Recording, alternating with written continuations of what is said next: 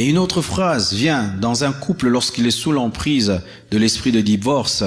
Vous les hommes ou vous les femmes, on appelle ça l'induction. C'est-à-dire que au travers de quelques hommes, 2-3 hommes qui ont blessé des femmes ou 2-3 femmes qui ont blessé les hommes, tu crées un ensemble comme si ces 2 hommes étaient l'échantillon des hommes, étaient représentatifs des hommes. Et c'est ainsi qu'on dit vous les hommes, vous les femmes. Quand un homme commence à parler à sa femme disant vous les femmes, cela révèle qu'il n'y a plus d'intimité. Vous les hommes, cela révèle qu'il n'y a plus d'intimité parce que ma femme n'est pas une femme. Je ne suis pas un homme, je suis Marcelo.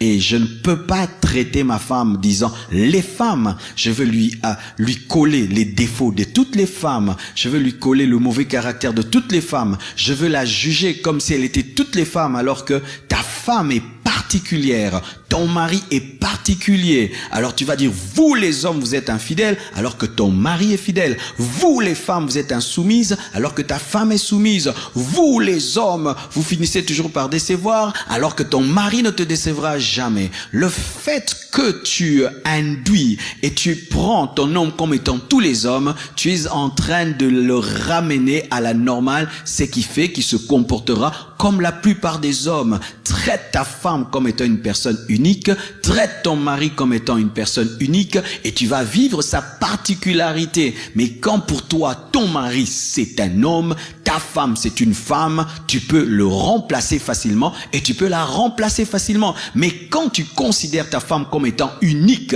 ton mari unique, tu n'auras pas pensé une autre femme. C'est ainsi que vous voyez certaines personnes, après le décès du conjoint, ces personnes ne se remarient jamais parce que ce n'était pas un homme, ce n'était pas une femme, c'était ma femme, c'était mon mari. Et ces personnes ne se remarient plus jamais parce qu'elles n'étaient pas dans l'induction. Ton mari est particulier, ta femme est particulière. Tu dois l'appeler par son nom et non dire vous les femmes, vous les hommes. Alléluia.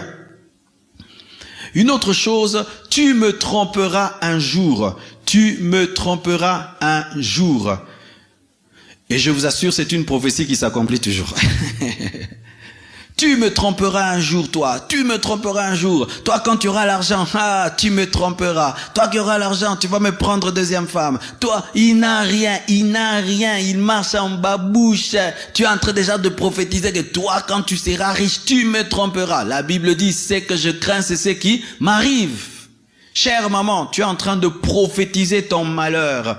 En train d'annoncer à l'avance un malheur, en train d'annoncer en avance l'adultère. Ton mari ne t'a pas trompé, ta femme t'a pas trompé, mais tu es en train de créer. Sachez que la foi vient de ce qu'on entend. Et à force de dire à ton conjoint, tu me tromperas, tu me tromperas, tu me tromperas, tu es en train de télécharger dans son âme et dans son cœur la prédisposition de te tromper. De sorte que s'il te trompe pas, il se trouve anormal parce que tu avais prophétisé, doit accomplir la prophétie.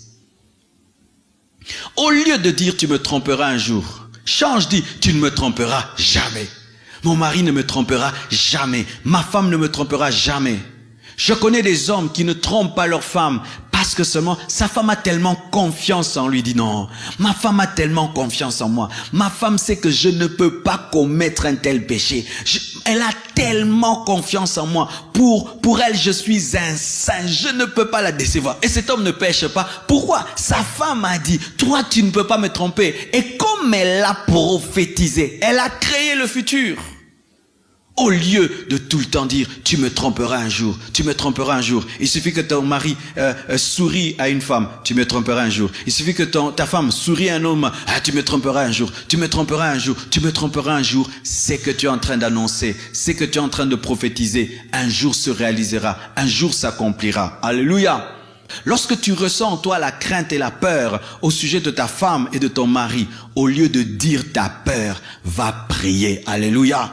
Dis, Seigneur, garde mon mari dans l'élévation. Seigneur, garde ma femme dans le succès. Seigneur, ma femme est belle, garde-la. Mon mari est riche, garde-le. Prie et proclame le positif. Proclame la parole de Dieu. Lorsque tu sens le diable t'amener à détruire ton couple par tes propres paroles. Refuse de dire des choses négatives et parle le positif, et c'est ce qui va arriver. Jamais mon mari ne va me tromper, jamais ma femme ne va me tromper, et ce que tu dis va arriver. Alléluia.